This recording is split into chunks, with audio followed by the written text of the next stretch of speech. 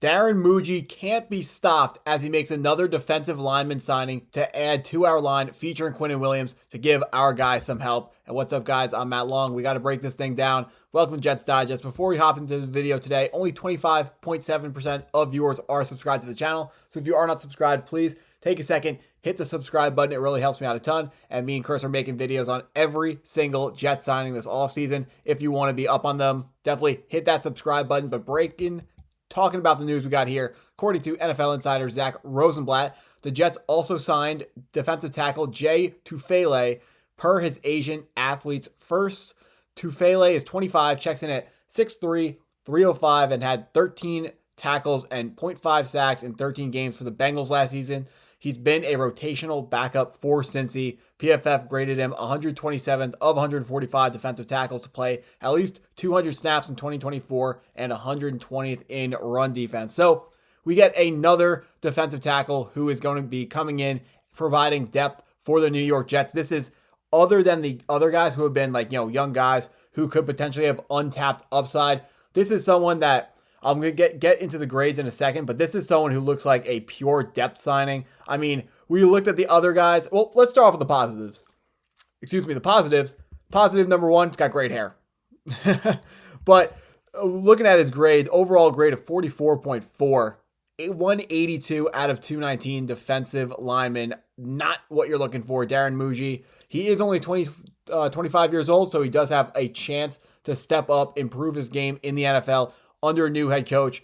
Will a new situation help him out? I would think it wouldn't, seeing how this was a player already in his second situation where he was drafted. He started his career 2021 NFL draft, 4th round pick, 106th pick to the Jacksonville Jaguars before making his way to the Cincinnati Bengals, where we just saw him. And now you can see none of his grades are none of them are super exciting. So definitely pure depth signing here, as I absolutely fumble my OBS here, but we got some graphics, we got some more quotes about this player.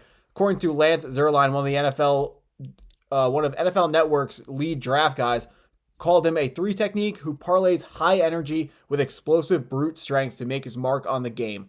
Tufele has average size and length, but shows a consistent ability to jostle and dislodge single blocks with leverage strikes from either hand. He has the juice to get into blockers' edges and use powerful chops to clear his pathway towards the ball. So, Tufele, for all the quotes and information I could find on this guy, he seems like a player who just doesn't think, he just does. And he does his best to be the most disruptive force of nature that he possibly can be on the football field. So you can expect to see that hair flying everywhere when we see him in the preseason or late in games when backups are in. So he is just someone who all he's doing is he's just trying to go right through the guy who's lined up across from him. He is not going to be someone who's going to be asked to do a whole lot of different things. We're just going to, you can call this guy like a set it and forget it player. You just put him in the game and just say, go mess up some offensive plays. And we got some more quotes here from NFL. He is really strong and really athletic, but you don't want to ask him to do too much diagnosing because he's not that kind of player. Just let him get upfield and disrupt. That came from a national scout for an unnamed NFC team in 2021 when this guy was coming out of school. So he was only a 4th round pick. So far, his career hasn't gotten off to the start that he would have hoped. We're going to see with Aaron Glenn. We saw obviously Aaron Glenn's defense look phenomenal in Detroit last season. Really hope the Jets defense can look like that this season. And I got high hopes for what these guys are putting together right now. I know Darren Mougey right now, the guys, they're signing a lot of backups. And so we don't know who the starting defensive tackles are going to be outside of Quinnen Williams. Of course, Quinnen Williams will be one of the starting defensive tackles.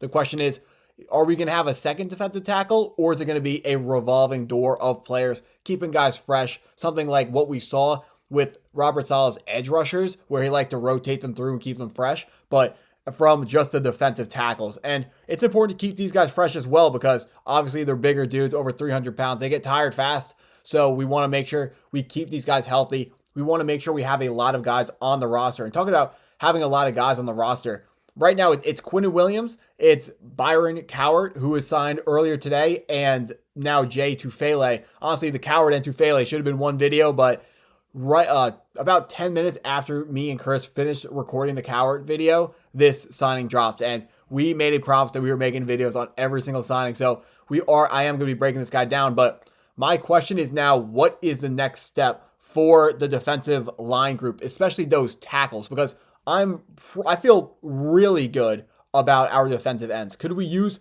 a star defensive end, like if a Myles Garrett was actually available, or if Trey Hendrickson was available for a reasonable price, which the news is he's up for a ridiculous price, so we're not going to pay a ridiculous price for him.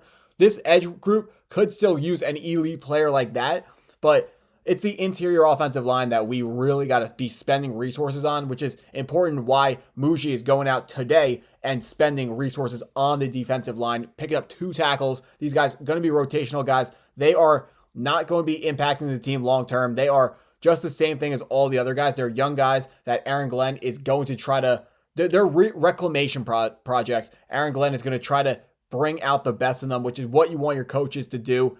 Darren Mougey, he's definitely not done picking up defensive tackles for this team. We're going to take a look at the draft. I know I've said it a lot in the previous videos, but I'm going to say it again.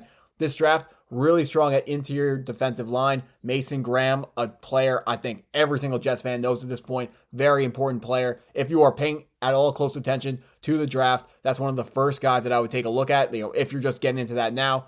So, and outside of that, there are many more defensive tackles. One guy I have taken a special, just interest in looking at him, and I think he could be really good, is the defensive tackle out of Kentucky, Deon Walker, who he projects more as a zero tech, which is a guy who primarily is a defensive nose tackle in a 3-4 defense, not a 4-3 defense like we're going to run. But Deon Walker out of Kentucky is someone who is most likely going to be there at 42 for the New York Jets, and he's an absolute space eater, 6'7", over 350 pounds. That is someone who's going to stop the run. Is he going to rush the passer? He might be able to. All the scouts are coming out.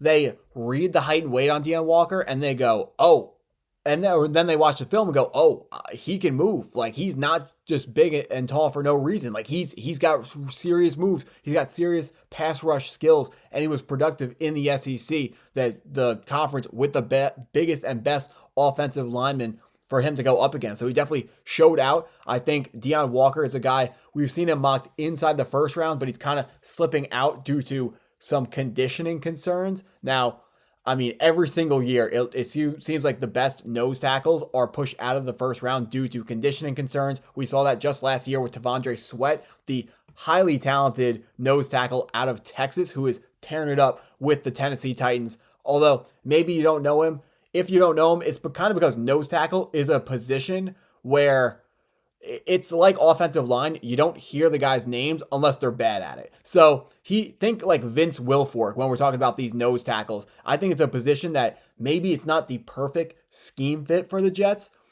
I think when they want to go to the nickel more often than base defenses, which is what we were expecting at this point, a bigger nose tackle instead of a defensive tackle, but a nose tackle player lined up at defensive tackle could be the perfect fit because he's just going to occupy so much more space than your smaller defensive tackle will. Because Quinnen Williams and the tackle Jay Tufele, who we just signed, they are guys that are just over 300 pounds. So they are 50 pounds lighter than the 355-ish pound Deon Walker and what that guy could bring to the team. I really think the Jets need to go out and invest in run support and guys who are just pure run stuffers. It looks like the team agrees with me if you're following along with the PFF run defense grades for all the players that we've been signing. Brandon Stevens, good tackler, good a physical corner, also graded out well in the run defense game, as well as our linebacker Jamin Davis, who we signed, highly graded in run defense, and we also Cowart